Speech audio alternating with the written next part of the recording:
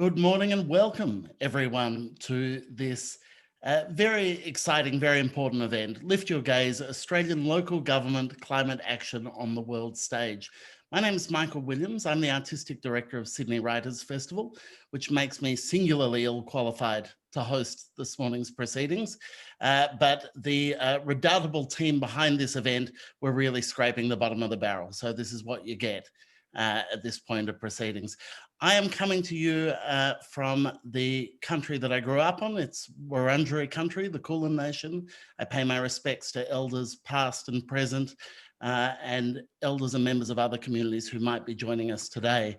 It's important to note when we're talking about better futures that to do so requires us to have a kind of complex understanding of context. Of better futures require a decent understanding and truth to be spoken about the past and the present.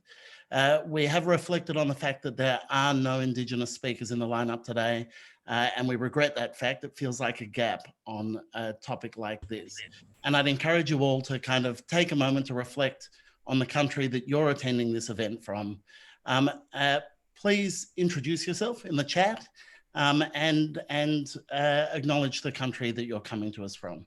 Australian author Tony Birch puts the struggle against climate change in the context of the experiences of colonial violence that have been impacted on Indigenous nations for hundreds of years. He points out that in Australia, Aboriginal and Torres Strait Islander people have witnessed the destruction of land, water systems, and the delicate ecological balance of country across the mainland and surrounding islands from the moment of the permanent arrival of the British in 1770. He says, for Indigenous people, the impact of climate change is not a future event. It has occurred in the past and it is occurring now. And I think there's a lot in that for us to reflect on today as we have this very important, what promises to be a very stimulating conversation. Now, for a bit of context, we are, of course, going to hear some extraordinary case studies from different local governments and how they're working in this space. But before that, we're going to kick off hearing from the Executive Director of CANA, Julianne Richards, to outline Better Futures Australia and give us an idea of the opportunity that we see is here for all of us to do better practice, better work in the lead up to the Glasgow 2021 UN Climate Change Conference.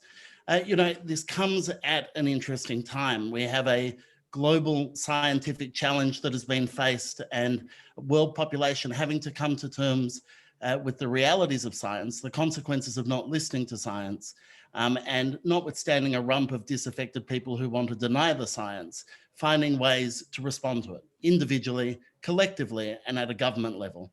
I am, of course, speaking of the science challenge du jour, a global pandemic, but it seems to me that there are lessons we can take from it and opportunities to learn what it means to genuinely work as an individual, to work on a local level and work at a national and international level as well. And I think many of the solutions that come out of today's conversation will give us some really stimulating ideas about how to do that.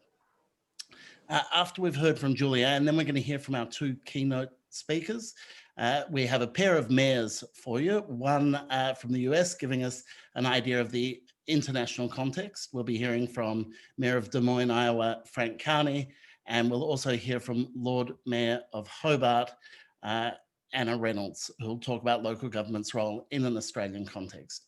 But to kick things off, I'd like to welcome to the Zoom screen Julianne Richards, Executive Director of CANA. Julianne. Thanks for the introduction, Michael. I'm zooming in from the land of the Gadigal people of the Eora Nation, and I pay my respects to elders past and present and acknowledge any Aboriginal people joining us on the call today.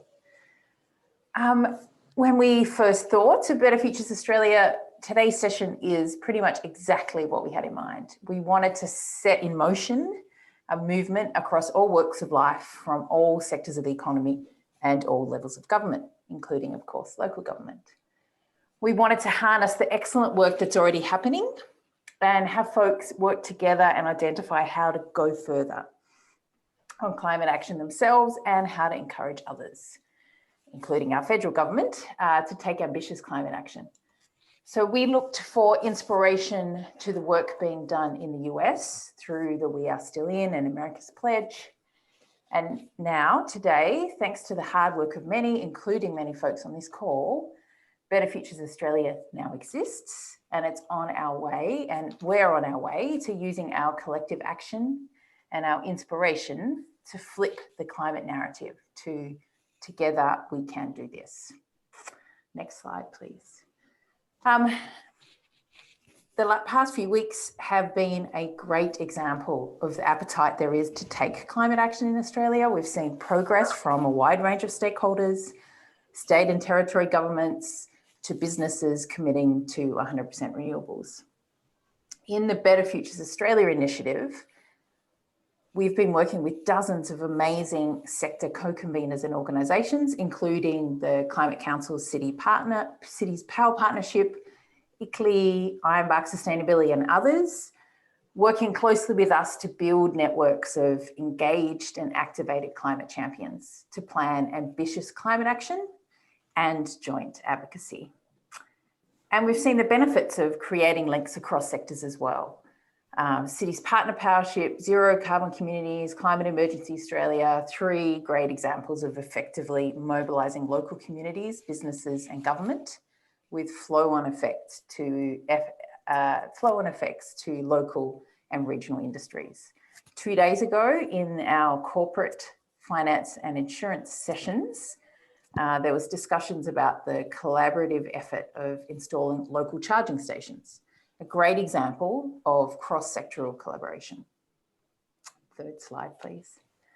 All of the organisations that you can see on this slide and many, many more, many of you on this call are working together through Better Futures Australia to build the foundations for an alliance that will drive unstoppable momentum on climate action. The Better Futures Forum in July next year will provide a platform, a shared national moment for climate champions to showcase their achievements and to express their commitment to zero emissions. By working together, we can provide a clear roadmap for increased climate ambition across society and across the economy. That's what we want to do in Better Futures Australia. We want to show the strong case for credible national climate policy ahead of COP26 and provide the federal government with an inescapable mandate for greater national ambition. Importantly, finally, all of us through Better Futures Australia will be able to provide hope that we can take the climate action necessary to give a better future for all. Thanks, Michael. Thanks, Julianne. That's terrific. It's, I have to say, as a word nerd, I particularly appreciate in your first slide talking about the work that Better Futures Australia is trying to do. Those 4 words, driving climate action together, have a lovely kind of embodiment of the active, but also the collective. And I think that relationship going into COP26 is exactly the thing that we're trying to kind of talk about today, to recognise that so much of the action is already happening in communities at a local level, and thinking about the ways in which to make that a kind of synthesised effort that might have the impact going in that we want.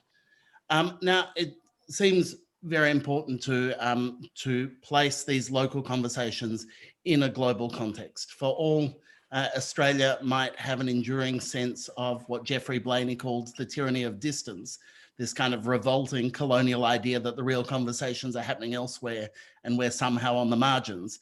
Actually, we know that not to be true. The immediate conversations going on here have enormous relevance, and enormous relevance both near and far.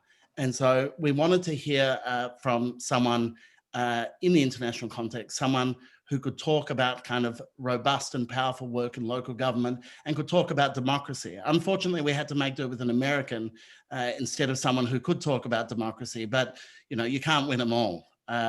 Luckily, Frank Cownie is not only the mayor of Des Moines, Iowa, he's also interim ICLEI president, and he's here to provide us with the global perspective. Thank you, Frank. Thank you much for that very kind introduction. I want to thank everybody for all the work that you've been doing, acknowledging that, as was stated, that we need everyone across all walks of life, across all places on this planet, to realize the opportunities not only of a net zero emissions future and the importance of getting to that everywhere. But I think that exchange of conversation that we have is so important, not only in the context of climate, but in the context of a pandemic, in the context of a global economy. It's all of us working together that are going to help us plan for a successful future, not only for now, but as we live on the shoulders of those before us and they boost us up, we are preparing for those that come after us and for our children and our grandchildren and all future generations. So quickly, if you could put up the first slide.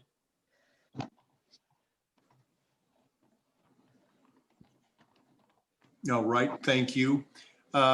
Driving climate advocacy of cities and regions globally and across the USA. And I will touch on a number of those. I think it's important that I give you sort of a history of ICLEI and where we are and what where we're going. Could you switch to the next slide, please? Here we have showing all the areas across the globe that ICLEI represents and all the places, including USA, Australia, all of North America, South America, Europe, Africa, all kinds of places. ICLEI was established in 1990 as a contribution moving forward to the 1992 Earth Summit. ICLEI, which originally was called the International Council of Local Environmental Initiatives, today being called Local Governments for Sustainability, is a global network of more than 1,750 local and regional governments committed to its sustainable urban development in future. Active in 100+ countries, ICLEI tries to influence sustainability policy and drive local action of low emissions, nature-based, equitable, resilient, and circular development.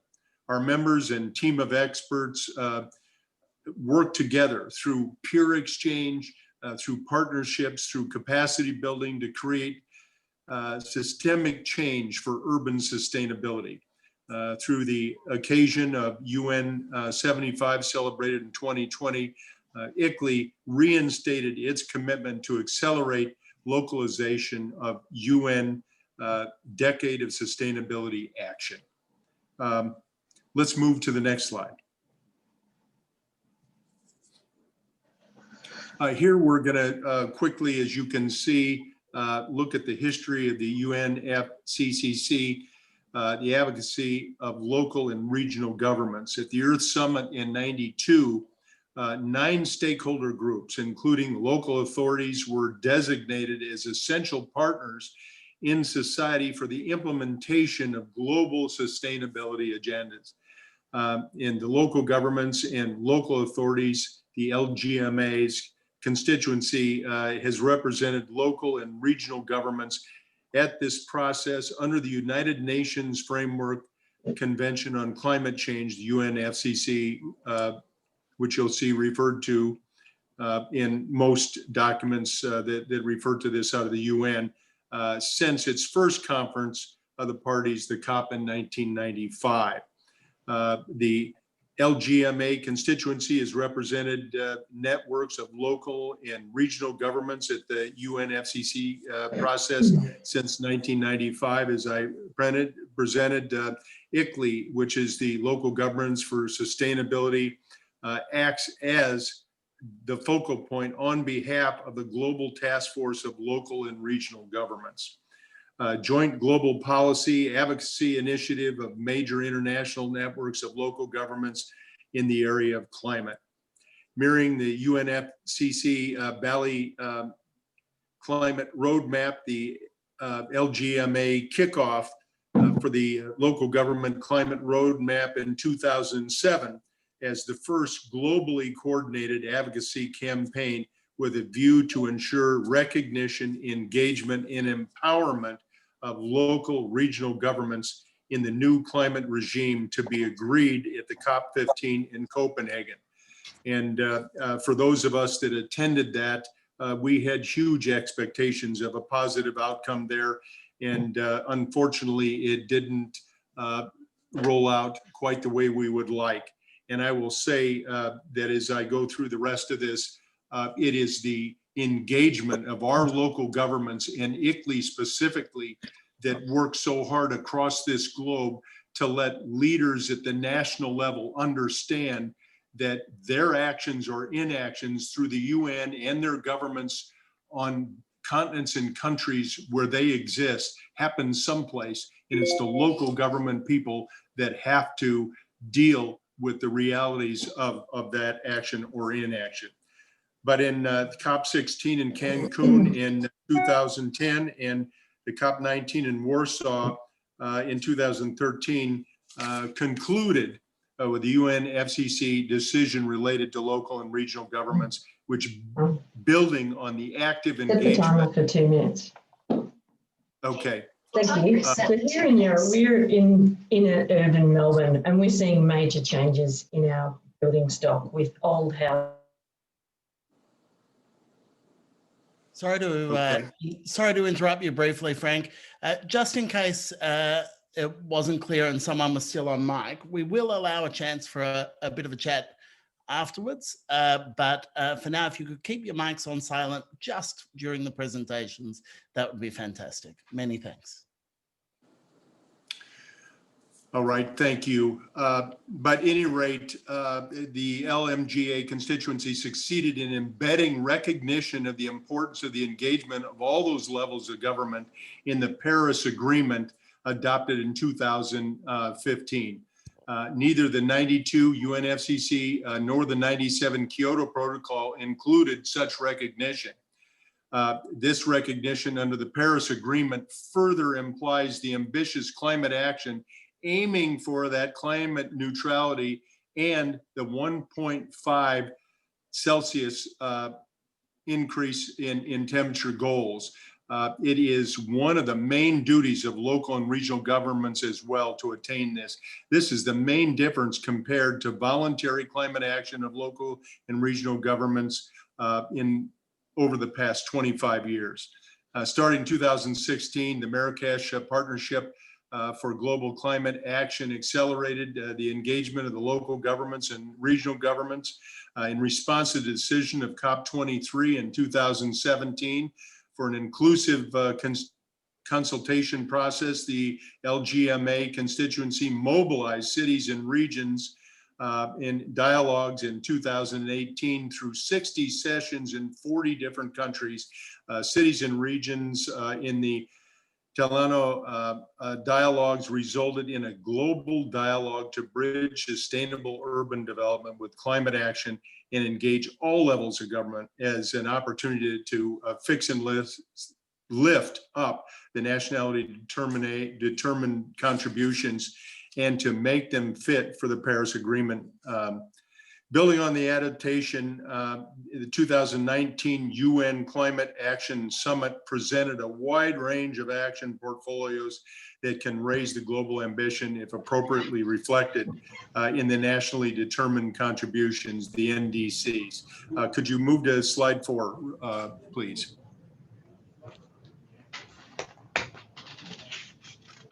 All right, here we are showing that the Conference of the Parties, the COPs, are annual meetings of national governments where they monitor and advance the implementation of the UNFCCC, the Kyoto Protocol, and now the Paris Agreement. And the events are hosted in different regions of the world and on a rotation basis. And the national government who hosts the events also presides the political leadership in the year after. In 2017, COP was presided in Fiji, but was hosted in Bonn, Germany. And in 2019, the COP was presided in Chile, but was hosted in Madrid. The presidencies have the authority to present the priority topics for discussion among the parties that are additional to the regular negotiation agendas. Local and regional governments participated at the COPs as observers by 3 main channels. First, showcasing their progress. 2, participate in the consultations. And 3, to contribute in decision-making processes. At COP25 in Madrid, the 𝗟𝗂𝗄𝗃 constituency announced the COP26 roadmap in collaboration with the COP25 presidency, and the 𝗟𝗂𝗄𝗃 COP26 roadmap argued that the successes of COP26 depends on the full engagement of local and regional governments in the preparation of the second NDCs at home throughout the year. In order to ensure that multi-level collaboration, climate action becomes the new normal at every community and every country in the area of the Paris Agreement.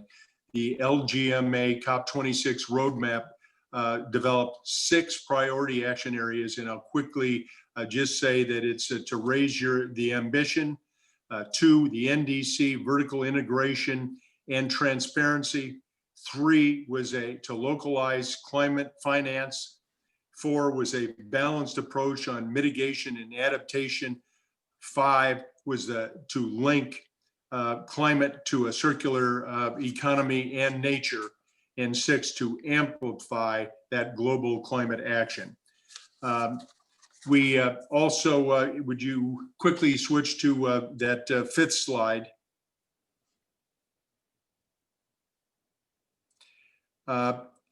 This is our Race to Zero. This was initiated in Chile as the Climate Ambition Coalition at the 2019 UN Climate Action Summit. ICLEI joined at COP25 in December of 19 with 150 entries in June 2020 to that.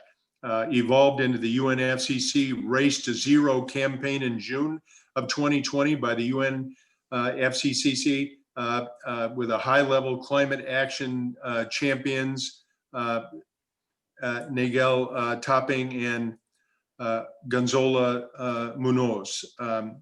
ICLEI proposes a revision to acknowledge existing climate neutrality commitments, and ICLEI will also encourage its members and network to consider reassessment, recalculation, and recalibration of all of our existing climate neutrality targets with the science-based targets approach towards COP26 as appropriate.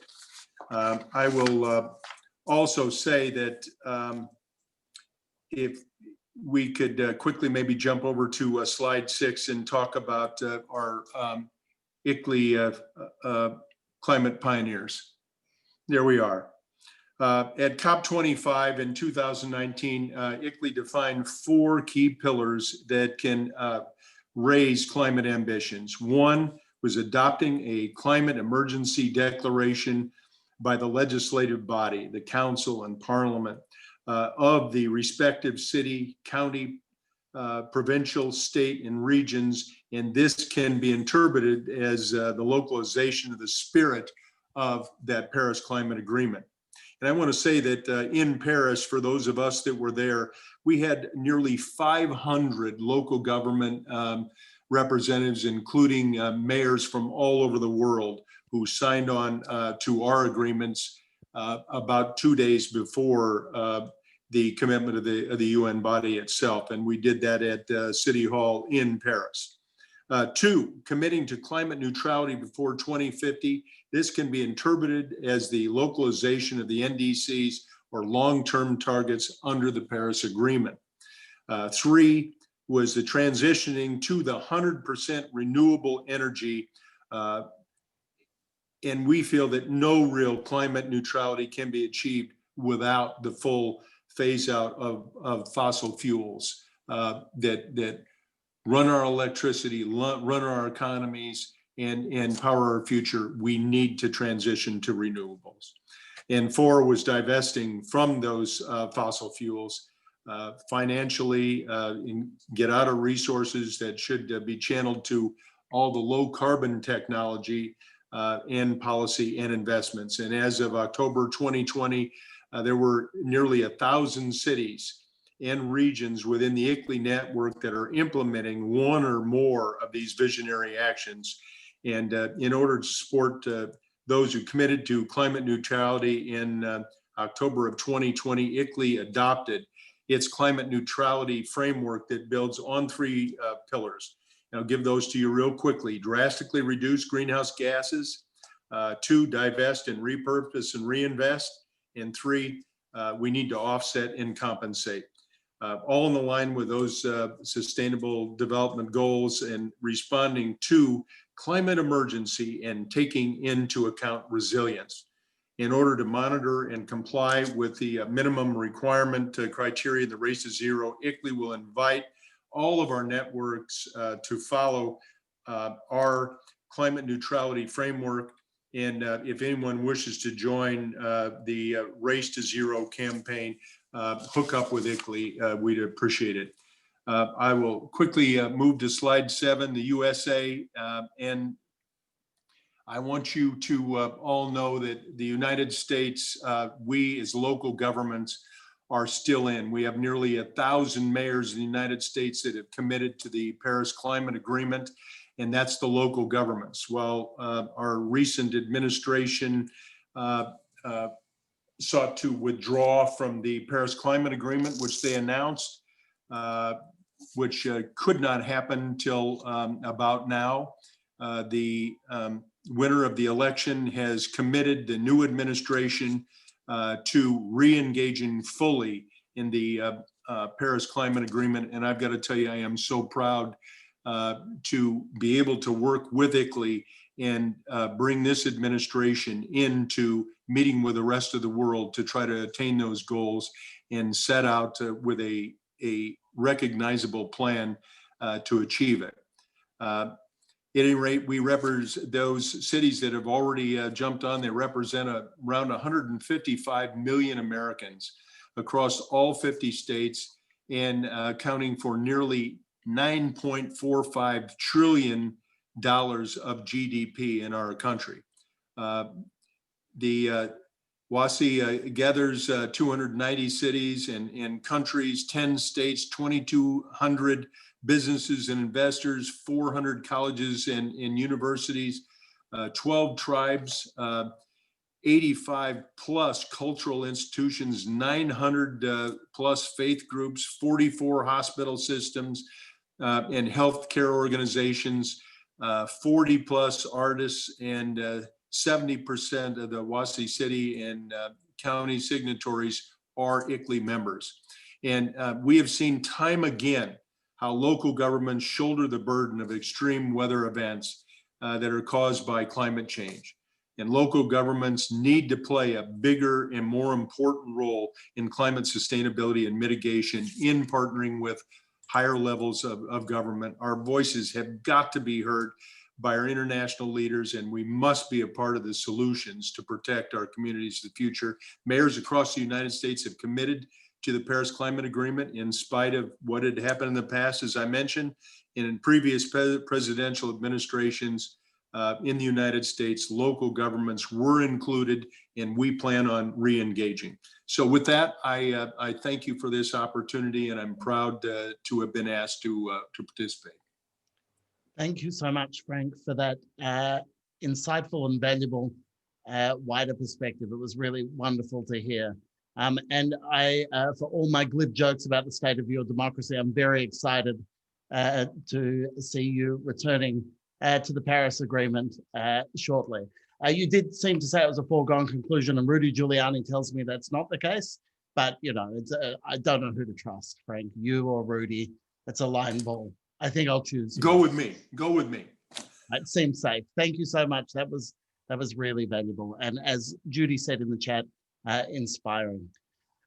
Just to reiterate again, we have a thing that in the context of public events and conferences is known in technical terms as foolhardy idea of having 19 speakers in the space of 90 minutes. So it does mean that I'm going to have to ask that if you have comments, put them in the chat. When we get to the appropriate point in the event, I'll see how many of them I can incorporate before we get out of here. So apologies that we can't have free interjection, but that's the kind of ship I'm running here. Our next speaker is Anna Reynolds, the Lord Mayor of Hobart, otherwise known as the Des Moines of the South. Anna's credentials beyond being Lord Mayor of Hobart, her role on the Council of Capital City Lord Mayors, ICLEI Oceania Regional Executive Committee, and Oceania Global Covenant of Mayors Steering Committee. She also has extensive background in CANA. Please make her very welcome. Anna. Thank you so much, and thanks to everyone from Better Futures Australia for inviting me to speak to you today. I am joining you today from the land of the 𝗟𝗏 in 𝗪𝘇𝗏, Tasmania. Our connections make us who we are, and they help us achieve our goals. How we choose to connect can be a powerful force for change. As mayor of a city sitting on the edge of the Southern Ocean, I know it's our global connections that help us to make sense of the huge challenges we have in tackling climate change. The scientists who live in our city disappear every year to collect million-year-old ice cores from Antarctica. And it is this global climate science that helps us to understand how our city will be impacted by climate change into the future. Like many cities and towns represented here today, it's our national and our global connections to other cities that act as our compass to keep us on course for how we tackle this enormous challenge.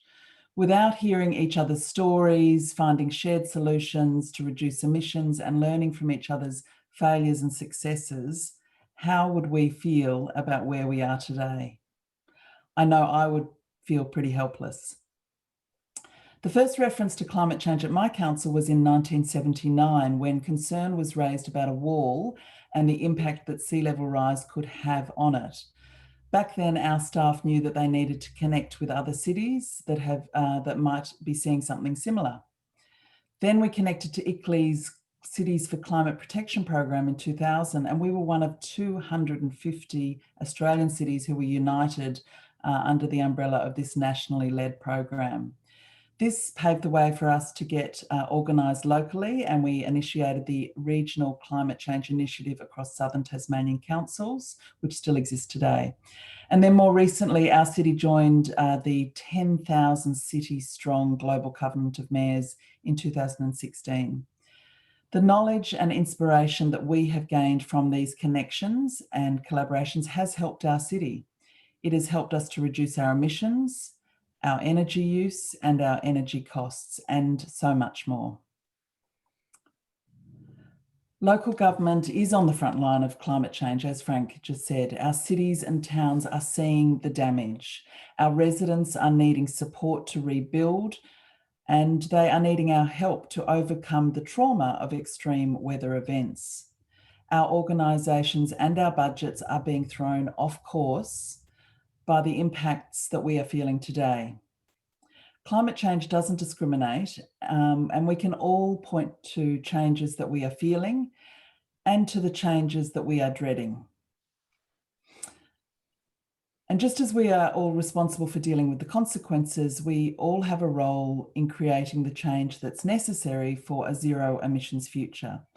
Local councils are all different. We have different budgets, different climates, environments, assets and communities. They all vary, but we also have a lot in common.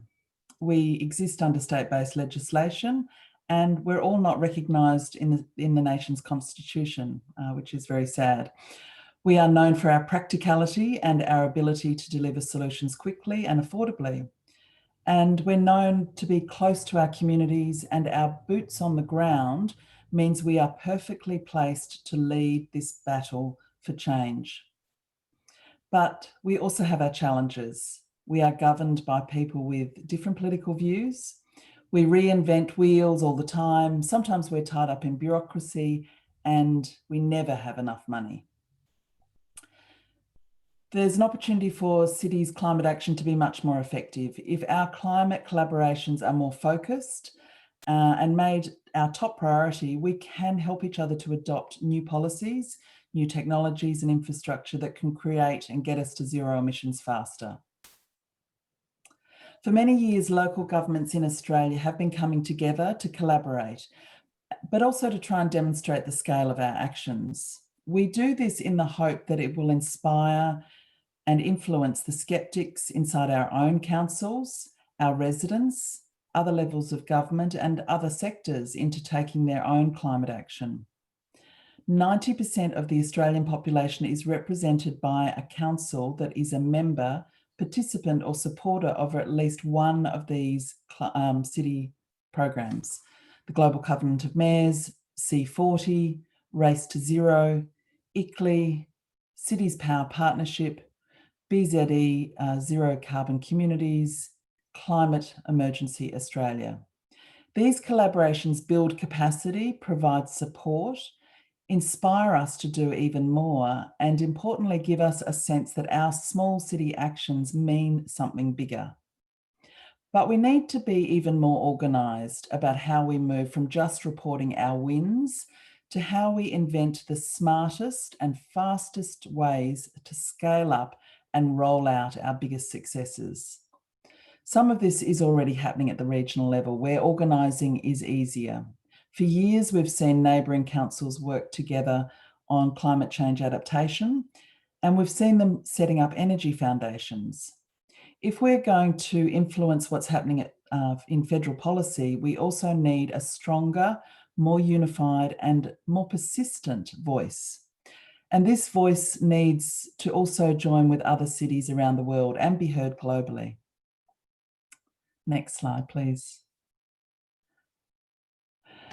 We know individual city action won't save us from dangerous climate change, but in the last 10 years, cities have strengthened their climate programs dramatically in line with our community's growing concerns. We have formed alliances to step up action, and we've demonstrated to the accountants and the managers that climate actions make financial sense for our councils. Local government's climate action is an important and powerful story to tell. It creates hope, and it also demonstrates to our state, federal and international colleagues that they should invest more time, financial support, responsibility and regulatory grunt at the local level, because together we are powerful. For example, the emission reductions from cities that are part of the Global Covenant of Mayors for Climate and Energy are projected to avoid 24 billion tonnes of CO2 by 2030. It will happen even faster than that if we are given more help to deliver our programs. And 70 of Victoria's 79 councils are actively involved in an alliance which has been catalysing millions of dollars investment in renewable energy for many years. If you're not a member of a city's network now, now is the time to get involved as we lift our gaze and show the world how important we are at the local level in tackling climate change. I have no doubt that Australians are ready for an ambitious national climate policy in time for COP26, and mayors and local governments have an important role in demonstrating this. You can't be what you can't see, and it's local government that keeps showing people that climate action is practical and it's real. If we lift our gaze, it will be local governments that clearly demonstrate to the Australian community that stronger targets are achievable. We will do this because we can point to the action that's already happening at a local level. We need to use our story to get policy changes at state and national jurisdictions as well. Without them, our cities will be held back and we won't be able to get to zero emissions. We need them, and we need the 95% of taxation revenue that they control, or some of it. But let's not forget that they also need us. Our practical actions and our willingness to deliver projects can inspire our state and federal governments to do so much more. But they have to see the bigger picture results of our work. We know we are in the race of our lives towards zero emissions, but we can win, and local government will be a crucial part of that success. Thanks, everyone.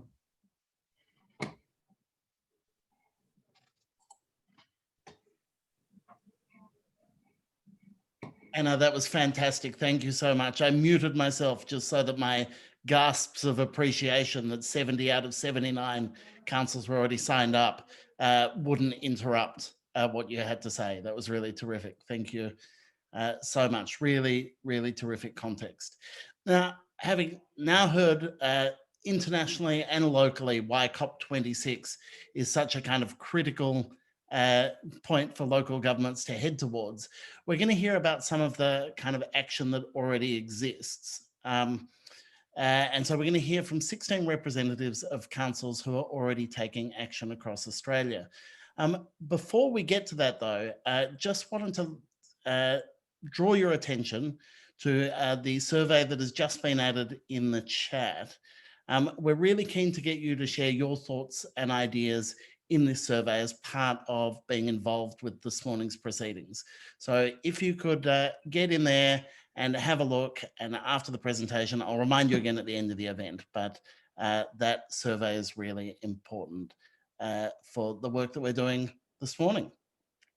Now, we have 3 extraordinary co-conveners who have been corralling the 16 case studies that you're about to hear. It's going to be rapid fire. Each of them have been told repeatedly they only have 2 minutes. It's been drummed into them. They've been told to learn their presentations backwards just to show that they can really keep it to time.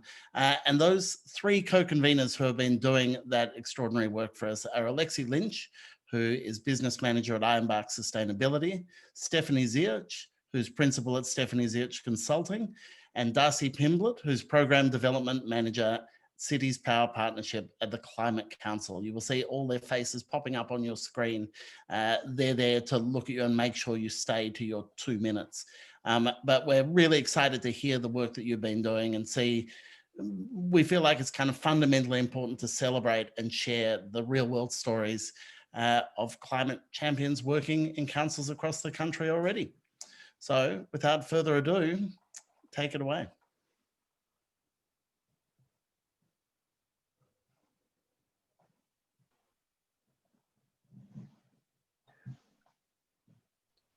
Mel, how are we going? Have we got the first? Yeah. Hey, thank you. I'm Kelly Hepper from the City of Yarra. So we're an inner urban council in Melbourne, and we're seeing major change in our building stock. So we've got old warehouses making way for new apartment buildings and, of course, niche microbreweries. But with the vast majority of our emissions coming from electricity and gas from buildings, we knew we needed to do so much more through our planning role to become a zero emission city. And this is where zero carbon developments come in. So we've seen leaders in the development community strive for zero carbon, but we knew that by mandating zero carbon performance standards in our planning scheme, we can raise the bar for the whole sector. So this is quite a leap forward from where we are now with the current ESD requirements for planning and building. So what does this look like in reality? So think low energy demand achieved through excellent design and construction. But importantly, they're all electric with no use of gas or fossil fuels. So this is through a combination of rooftop solar and grid supplied renewables through power purchase agreements. So it stimulates the renewable energies in renewables industry as well. They also have a focus on materials with low embodied emissions and the use of carbon offsets for remaining emissions. So crucially for this work, there's several councils pushing in the same direction. We are working with the cities of Melbourne and Moreland and through the Council Alliance for a Sustainable Built Environment. So for councils in other states, you could be banding together or other jurisdictions with your councils too. So right now we're working on the zero carbon standards and guidance and engaging developers. And with the approval of state government, we'll amend our planning scheme to make those mandatory. So finally, we'd really like to see a statewide ESD policy that enables all councils to include a zero carbon policy in their planning scheme. Imagine if we had every new building that was zero carbon across the state and across the country. That's really where we want to be. That's it from me. Hi everyone, Michelle here from Hepburn Shire Council. I'd like to talk about Hepburn ZNet, which is an open source pathway for any local community to set targets and achieve zero net emissions under a framework of social and environmental justice. Hepburn ZNet have developed a community transition plan, which is a 10-year master plan for the whole of Hepburn to reach zero net emissions. The CTP is community-led and council-supported, and this sets the plan apart from previous sustainability strategies. Local and grassroots participation alongside Council's commitment for support is the key to its success and longevity.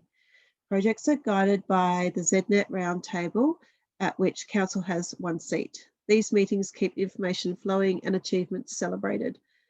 The plan is backed up by rigorous data, extensive engagement, and the Shire's baseline emissions have been measured by sector, by source, and by ward. From the state government seed funding of $88,000, HEP and ZNet have leveraged considerable money and support and to build a profile and implement a range of projects and activities to suit, including electricity transition. We will soon undertake the first audit since the baseline was formed to check progress and inform future decision making.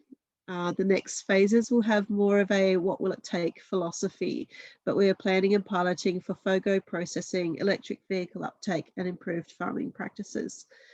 We also figure that the hospitality and tourism sector is another hurdle for us to approach. How do we also get our visitors to reduce their emissions? The Hepburn ZNet website lists all projects and achievements, as well as resources for anyone to share. And that's at hepburnznet.org.au, 1 word, no hyphen.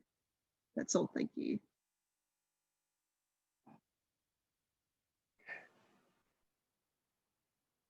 Hello, my name's 𝗟𝗶𝗳𝘁 from Ironbark Sustainability and one of the BFA Local Government Working Group co-conveners. This is Snapshot Climate, a world-first resource providing municipal-wide greenhouse gas profiles to councils and communities around Australia. We need to get to zero emissions very quickly. It's imperative to know exactly where we need to target action. So Snapshot reports the major sources of carbon emissions: stationary energy, transport, waste, ag, land use change.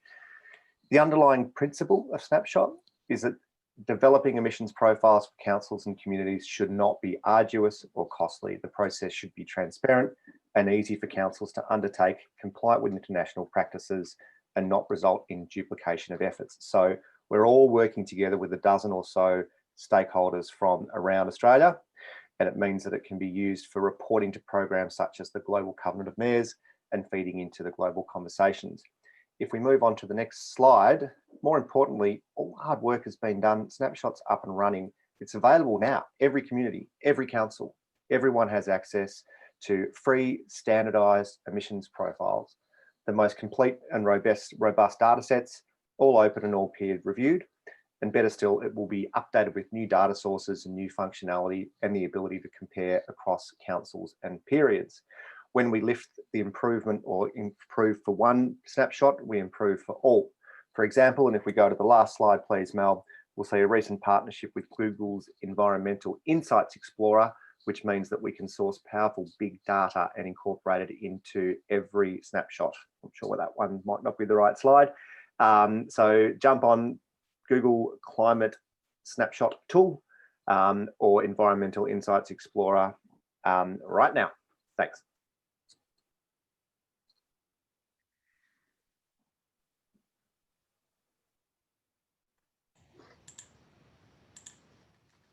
Hi everyone, Jamie here from Sunshine Coast Council.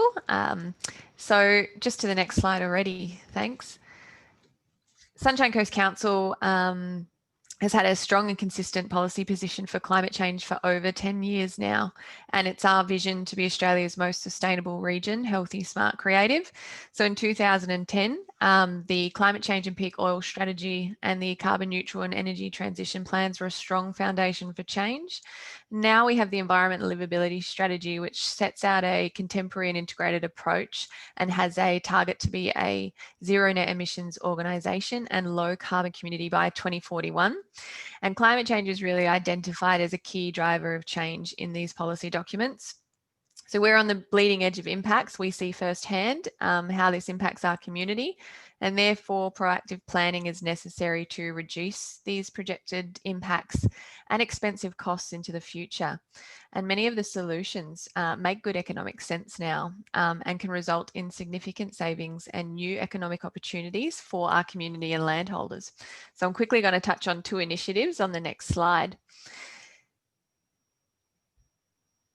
The Blue Heart Sunshine Coast, I'll just find that slide, is a low-lying floodplain in the 𝗪cie River catchment of about 5,000 hectares, and it's been extensively modified for cane farming.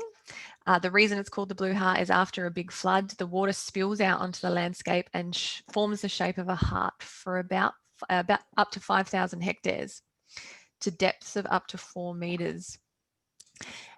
We won't worry about the pictures. So we know this area is already tidally impacted, and the cane drain infrastructure adds another layer of complexity to that. And by 2100, we've projected that most of the 5,000 hectares is going to be inundated due to sea level rise. So we're taking a proactive approach in this case to optimize the transition from predominantly rural agriculture to a regionally significant complex of tidal wetlands. And the reason we've decided to take a proactive approach now, as opposed to business as usual, is so that we can start to pilot, plan, and identify new and alternate land uses for the landowners, which also provides economic income. So such as our blue carbon farming pilot projects that we're currently trialling. I'm going to hand over to Jill.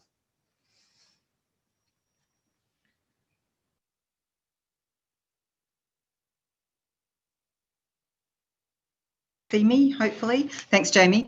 Look, I'm just going to take you through a really quick shot of the Sunshine Coast 15 megawatt solar farm. Just thought there's some fun facts that you may not have known.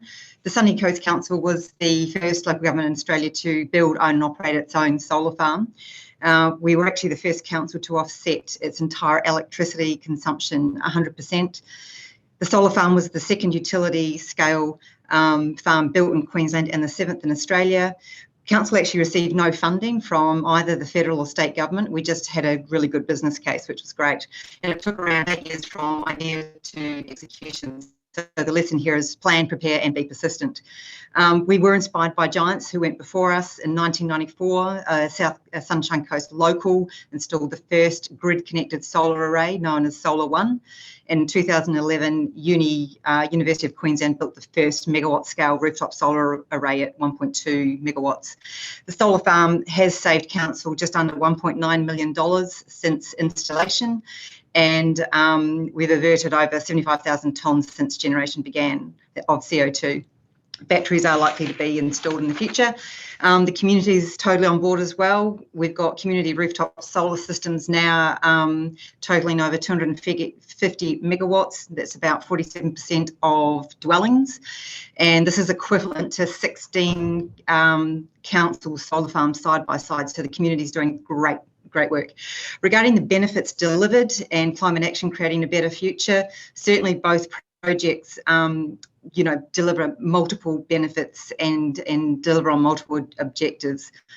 Council's focus is firmly on reducing emissions, reducing climate hazard risk, increasing the adaptive capacity, resilience, enhancing our livability, providing new economic opportunities, saving money is big, and creating new partnerships and alliances. They all play a significant role as learning and demonstration projects. So I think that is the time we've got for. So thanks for listening, folks. Okay, hi everyone. My name is Rob Law. I represent the Central Victorian Greenhouse Alliance, which is a network of 13 councils in rural and regional Victoria. I'm just going to be talking briefly today about a project we've been leading since early 2019 called Charging the Regions. And originally this started off as a project with 55 councils that partnered on a project that we led with 3 other alliances and the Electric Vehicle Council. And this was about really helping councils understand everything they need to know about providing public electric vehicle chargers and really sort of making the case, I suppose, about why it's council's role in the first place. And for our region in regional Victoria, there's a lot of gaps in the network. So there's a clear case for local governments to step in to stimulate EV uptake and create lots of tourism and economic development benefits as well. So now we're in the second phase of that project, which is actually rolling out the infrastructure. So we've got 20 sites of fast chargers under the way at the moment across 12 partner councils. And it's covering an area of about 71,000 square kilometres. So it's a big chunk of the state that we're addressing. And we're learning lots. It's about a $1.2 million project at the moment, but a lot of these individual sites can vary depending on the choice of site and the existing power supply. So We're hoping that this will, create a bit of a ripple for the other councils, and we're already discussing with a number of our own councils as well as others in other parts of the state about doing the next phase. So hopefully through local governments, we'll be able to collaborate and build out a really dense network of EV chargers across regional Victoria. That's it. Thank you. Hi, James Waters from Brisbane City Council. Looking at Brisbane City Council's Brisbane Metro project will be a key part of Brisbane's greater transport network, connecting the city to the suburbs. 60 electric, high-capacity metro vehicles, as you can see on the screen, will run along dedicated busways and link bus and train services as part of a better planned network. The electric metro vehicle and its charging equipment will be an Australian first. Each bi-articulated vehicle will be 24.4 metres long with 0 tailpipe emissions. We'll have a passenger capacity of 170 passengers with improved electric motor performance whilst running on an efficiently sized 132 kilowatt hour onboard battery pack. Attached to each of the vehicles is an autonomous pantograph charging arm that connects automatically to the charging equipment located at each end of the 2 metro routes. The charging strategy includes 15 600 kilowatt flash chargers to charge the vehicle's onboard batteries in only 4 to 6 minutes. This allows for high frequency charging for efficient operations without the need to return to the depot for charging purposes. Brisbane City Council is committed to making Brisbane a low carbon and climate resilient city to ensure our livability now and into the future. Through delivery of innovative solutions such as the Brisbane Metro project, Council is taking real and practical action that will improve the air quality for residents and delivering low emissions transport for future generations. Thank you.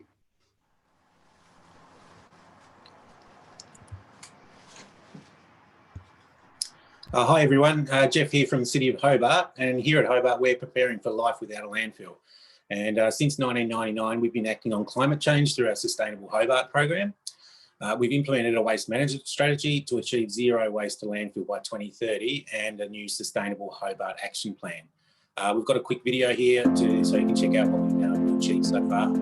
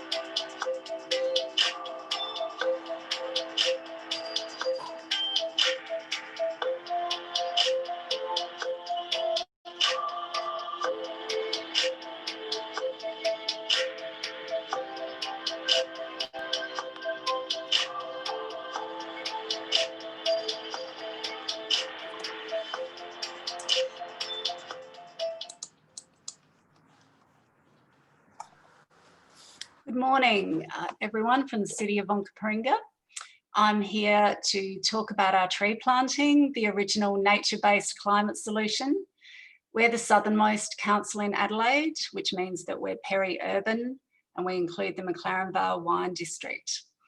Most of our population lives in our suburbs and towns, which is where our greening program is focused. It's the area where we own the most land, but it's also the area that's got the most to gain from greening. When we reviewed our tree planting programs in 2016, we realised that if we kept doing what we were doing with the tree loss we were experiencing, we were actually going to go backwards in terms of tree cover. It was the year of storms in Adelaide, including our famous blackout. And in that year, we lost about 1,200 trees just on council land alone. So the momentum for change for us was heat mapping and also tree canopy mapping. We undertook it in that same year, which gave us a baseline. And this exercise is now being pursued collectively by 17 councils and state government in Adelaide. The heat mapping really brought home the impact of heat in urban areas to our community and really invited them to take charge of cooling and greening on their own property. But it was the tree mapping that really helped set the momentum for us as a council. Since then, we've set urban forest targets to increase our canopy by 20% in line with state government policy. But because that doesn't really give the community a picture, we've also worked out how many trees we could and would plant on council land to help reach our goal. So that's how we landed on 100,000 trees in 20 years. 4 years in, we've already planted 35,000. And we're now more targeted about where we plant. So in our older suburbs, we're greening our streets based on heat, tree canopy coverage, but also social vulnerability. One of our strengths in Adelaide is our partnerships, and that includes the regional climate partnerships with state government. Thank you.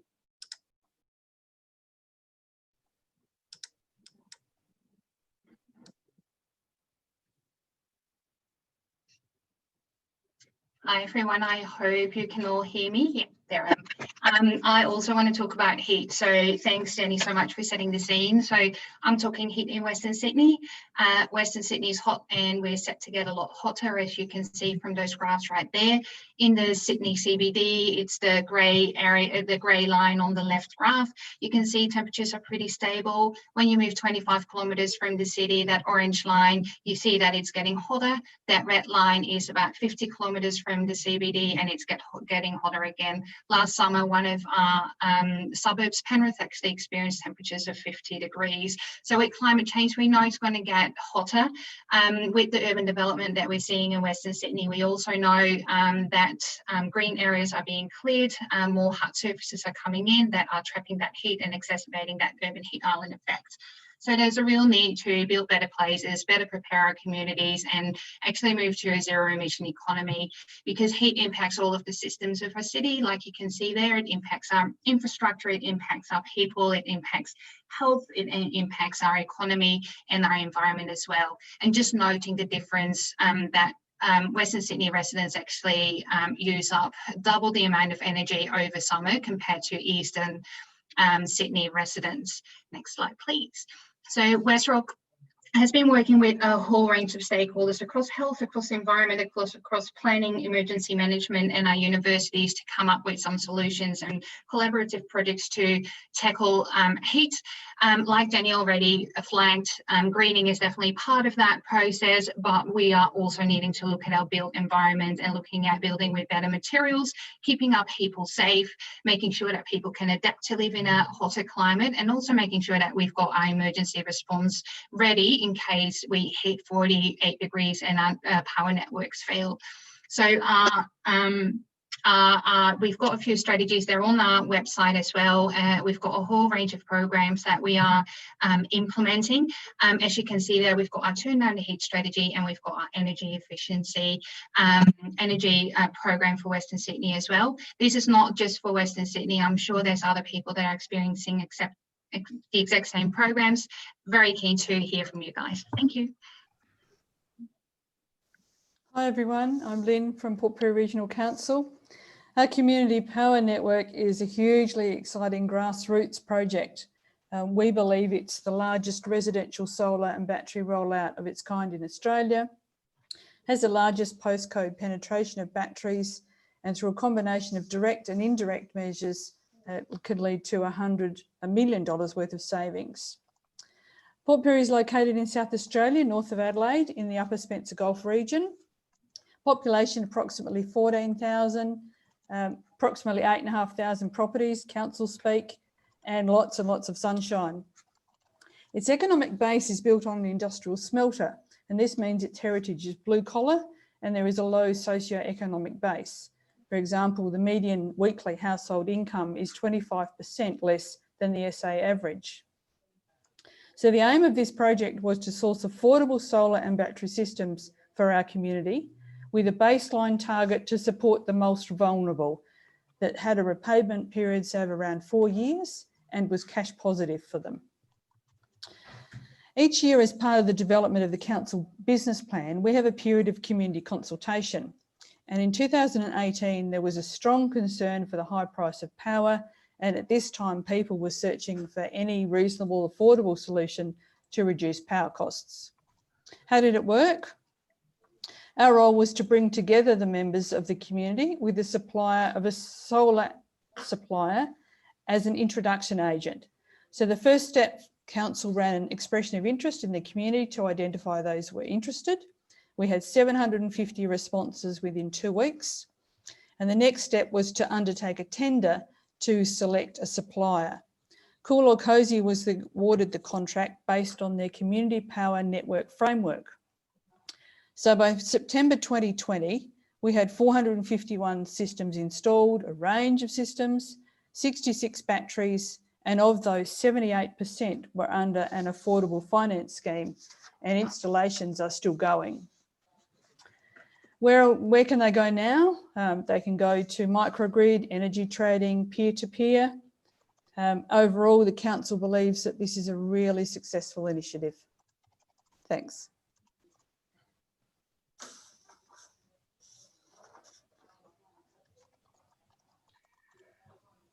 Hello everyone, I'm Fran McDonald, the Executive Officer of the Western Alliance for Greenhouse Action, 𝗟𝗄𝗄.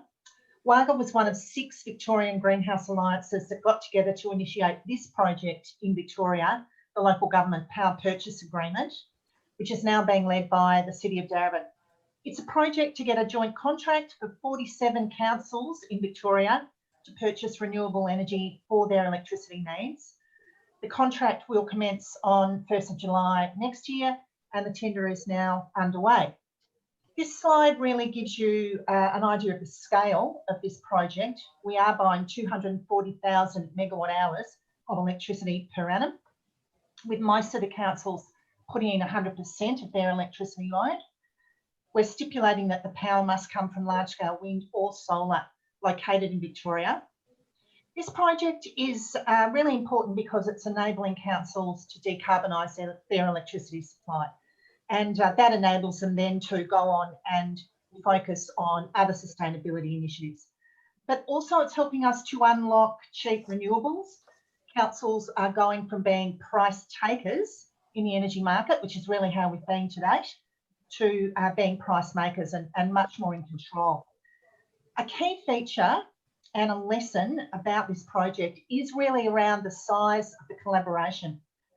Obviously, with a group of 47 councils, it has required strong governance and that with such a wide range of stakeholders as well, but that's worked with many people and organisations and their teams being able to push the project forward over about 3 years now, rather than relying on just 1 or 2 organisations to do that job. And we've actually managed to get consensus amongst our councils along the way. So they do have common goals, councils, of course, but also at every main decision point, we've asked the question, can you live with this decision, rather than is this perfect? So the answer has generally been yes, and we've been able to get everyone across the line and actually increase the size of the group from the beginning. And the councils have contributed in different ways, and they've contributed what they can. So you can see from the list there that we have some very large metro councils, but also regional cities and some very small shires. obviously, I mean, the large metro councils have certainly contributed the most cash, but some smaller councils have also provided a lot of officer time, and there's been a lot of expertise right across the group. And I think we've worked together very well. So I'm going to leave you there with the scale of it for you to see, and these slides will be supplied. But so that's a project in summary. But before I finish, I just want to acknowledge that we've also received a lot of guidance from others, particularly the Melbourne Renewable Energy Project, which was a joint PPA led by the City of Melbourne, which is now being expanded to businesses. And this was really the model for our PPA. And you're going to hear about this next, I think. Thank you. Oh, you're going to hear about it soon. I think next is right. Thanks for the segue, Fran. Morning, everyone. I'm John Griffiths, and I'm coming to you today from the lands of the Boonwurrung and the 𝗪ន់𝗓𝗏 peoples of the Eastern Kulin Nation. The City of Melbourne has set ambitious emissions reduction and renewable energy targets for our municipality, with the vision of a zero net emissions city powered by 100% renewable energy. It's apparent that we cannot set ambitious targets and reach them on our own. With limited direct control of our community emissions, we're using our position to influence and assist the community to take action too. So in 2017, the first iteration of the Melbourne Renewable Energy Project, or MREP, signed one of Australia's first renewable energy corporate PPAs. The group purchasing model, led by local government, was the first example of this kind that we know of in Australia and abroad. So now every light in our streets, every treadmill in our gyms, and every barbecue in our parks is powered by renewable energy. Since the success of that first project, many other large energy users, including many local governments in Australia, have demonstrated similar leadership. We know the model is replicable. Given the bang for buck that the project has delivered to council in terms of emissions reduction, we initiated a second round in 2019 with a group of 7 corporate customers. So MREP 2 contracts were signed in May this year and saw another 110 gigawatt hours of renewable energy purchased from a Victorian wind farm. MREP 2 was concluded in about half the time with significantly lower transaction costs compared to MREP 1, proving that the innovation of MREP 1 was worth the pain. MREP 2 is powering 14 shopping centres, 9 office buildings, 7 educational campuses, and 4 manufacturing facilities across Melbourne with renewable energy for the next 10 years. And if you combine the emissions reduction from MREP 1 and 2, it equates to a massive 5% reduction in our community greenhouse gas emissions. In case it's not obvious, there's a lot I love about this project. The partnership model demonstrates the power of leadership and innovation by local government when we work with our community to drive action on climate change. Thanks. Hi everyone, I'm the Sustainability Manager at the City of Newcastle, and I'm just going to give a quick overview of some of the action we're taking to reduce emissions as we target net zero. Next slide, please. So electricity presents a big portion of our emissions profile, as with many councils. We've been working very hard on energy efficiency, but also rolling out solar PV and battery storage across our sites. This also includes a number of solar car parks that we've paired with public EV charging. Next slide, please. At the same time, we've also built at our Summerhill Waste Management Centre a 5 megawatt solar farm, and this is on one of our closed landfill cells. Next slide. Operational since last year, it generates around 60% of our total council electricity use and sets us up also for future charging of an electric waste fleet and an organics facility that we're currently building. We also have around 40 head of sheep that form part of our lawn mowing crew as well. Next slide. At the same time, going a step further, we've signed a renewable energy PPA with Sapphire Wind Farm. So this supplies 100% renewable electricity for all our operations, and it began in January 1 this year. Final slide, please. So having removed emissions from electricity, we're now focused on reducing fuel use across the organisation through electrifying our fleet and working with the community. Our new climate action plan looks to accelerate action across the city as we target a net zero in Newcastle. Thank you. Good morning, everyone. My name's Chris from the City of Cockburn. The City of Cockburn was recently highly commended at the 𝗟𝗶𝗄 National Climate Awards for our renewable energy achievements. We received the commendation for having the largest inventory of renewable energy systems for any local government in WA and for our efforts in targeting emissions reductions for more than 20 years. The journey started with humble beginnings and was driven by the need to show leadership to address climate change. Our first renewable energy system was a small 5 kilowatt solar PV array on our youth centre in 2009. It was soon followed by another system and then another, sparking a chain of installations over the next decade. We now have solar PV on all our major facilities, including a megawatt system, PV system and geothermal on our aquatic facility, reducing greenhouse pollution and operational costs. Today, we have over 1.5 megawatts of solar across 21 facilities. That equates to 5,700 panels, which collectively produce over 2.4 million kilowatt hours of clean energy per annum, which is enough energy to power 470 homes and the equivalent of taking 600 cars off the road, saving 1,680 tonnes of greenhouse emissions per annum. Some of the more innovative things we have trialled include wind turbines, renewable energy art sculptures, wind resource mapping for residents, staff solar PV bulk discount program, renewable hydrogen facility study for our transport fuel and facilities. We have embedded renewable energy requirements into council policies, strategies and operations, including renewable energy policy to guide community, business and industry, a sustainability policy which mandates 3% for additional ESD initiatives over and above the norm. We have a sustainability strategy which reinforces renewable energy targets. We have environmentally sustainable design requirements, which includes renewable energy systems on all of our facilities. We have a state of sustainability report, which measures progress and celebrates our success towards being a sustainable council.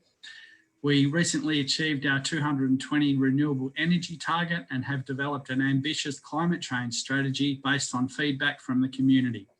The strategy targets include 100 renewable electricity by 2020, net zero emissions by 2030, zero non-hazardous waste to landfill, zero emissions fleet.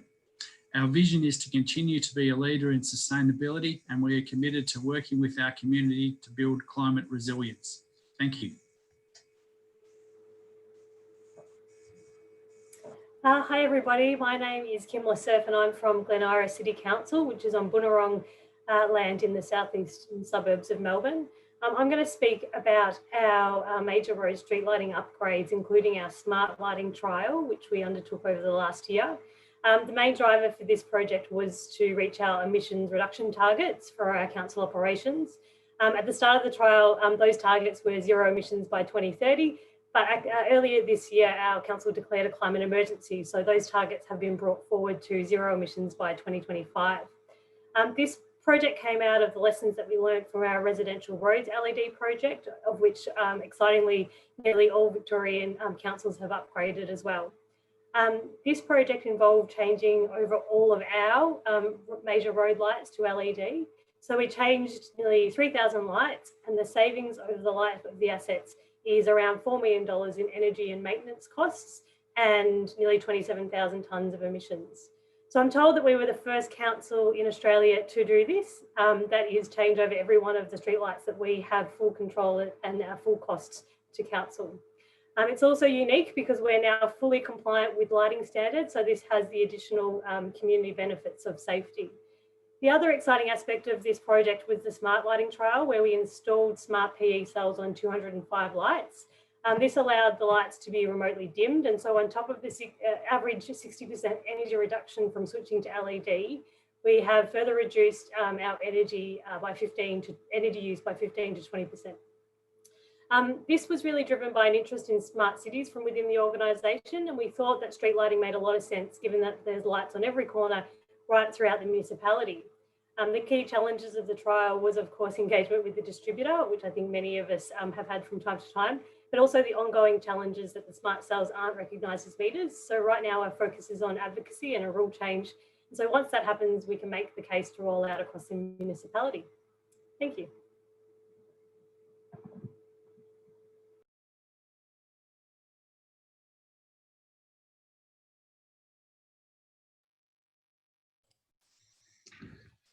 Good morning, everybody. My name is Ian McAllister. I'm the Manager of Recreation and Open Space at Dubbo.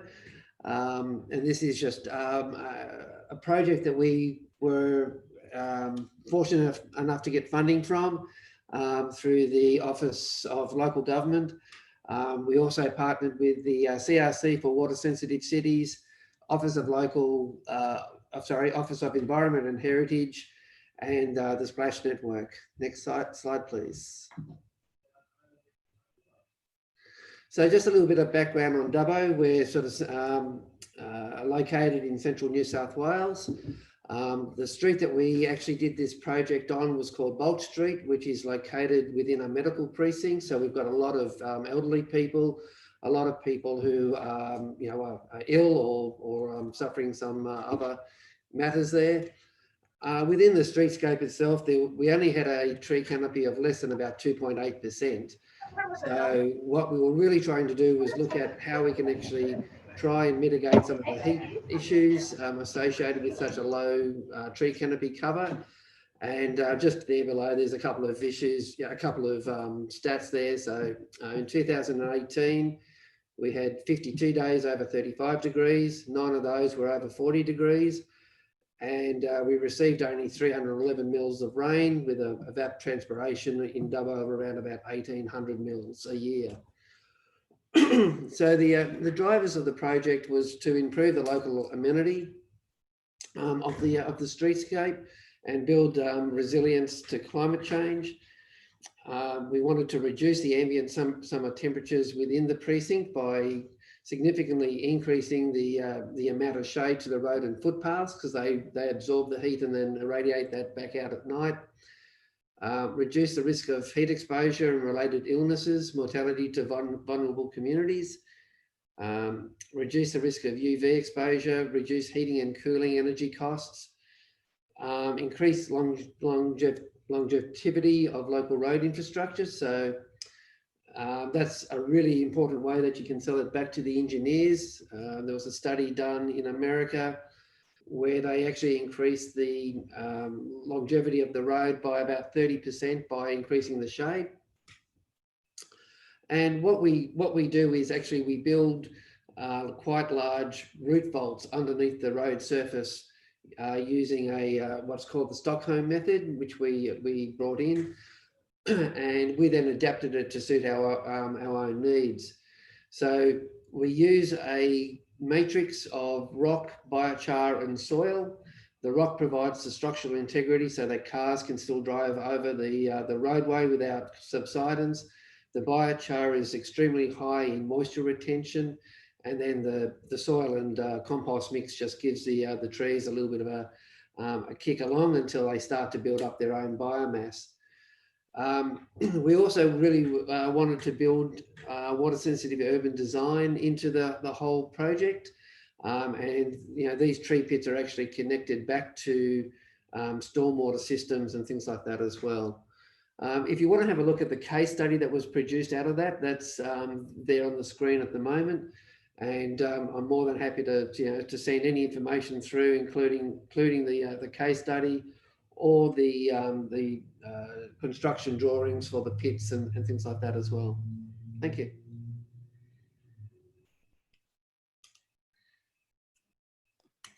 Thank you, Ian, and thank you, all of you, for those incredible presentations. I'm feeling a very unfamiliar set of emotions at the moment.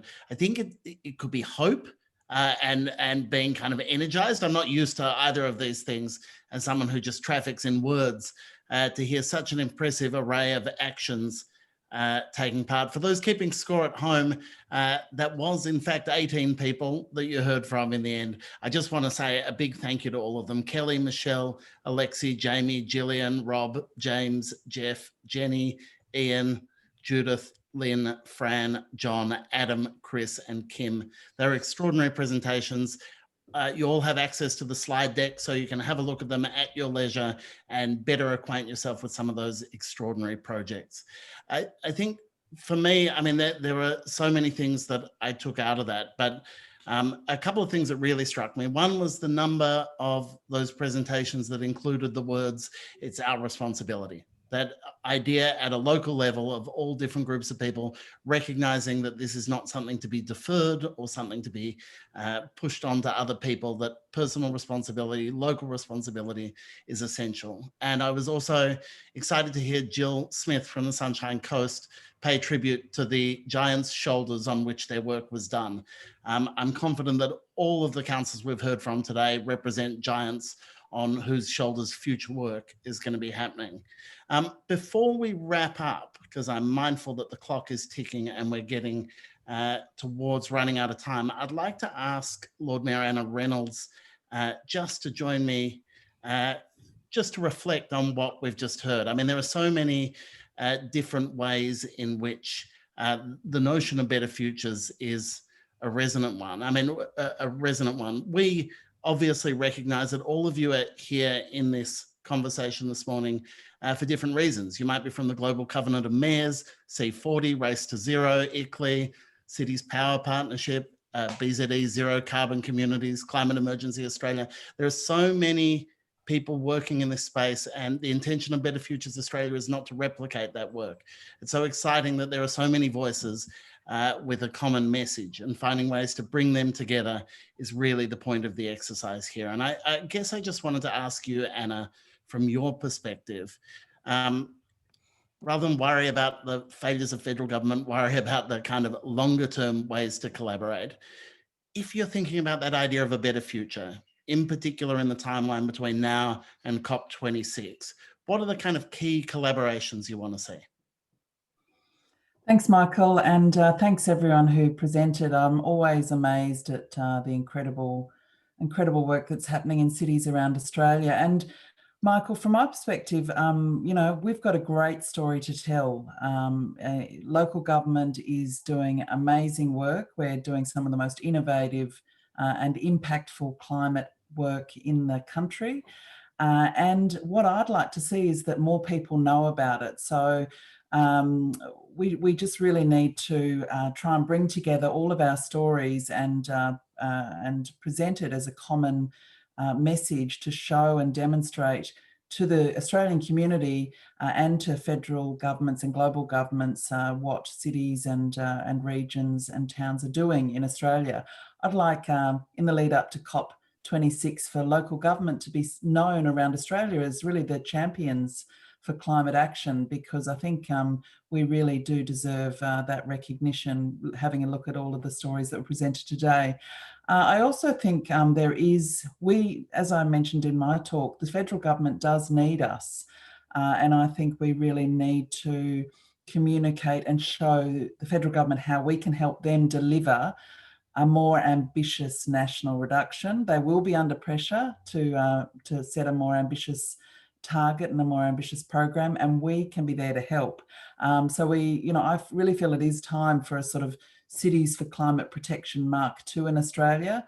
We could do with some assistance from the federal government to really coordinate and communicate and roll out even faster the solutions that we're all investing in today. And I think we could present that to the federal government and show them that by investing locally, investing in cities, they can make a big impact on the race to zero.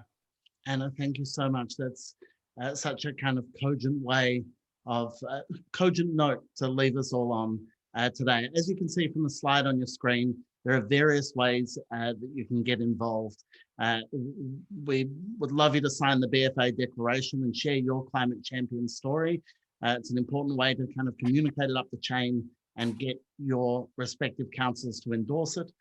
There are sector working groups that you can join. You have the survey there in front of you. Make sure you complete it to inform the next discussion. And really just think about the ways in which you can share your story. Better Futures Australia is doing a whole lot of stuff. Follow them on social media platforms. Make sure that you stay tuned to what they're doing. And thank you all so much for joining us today. Thanks, everyone.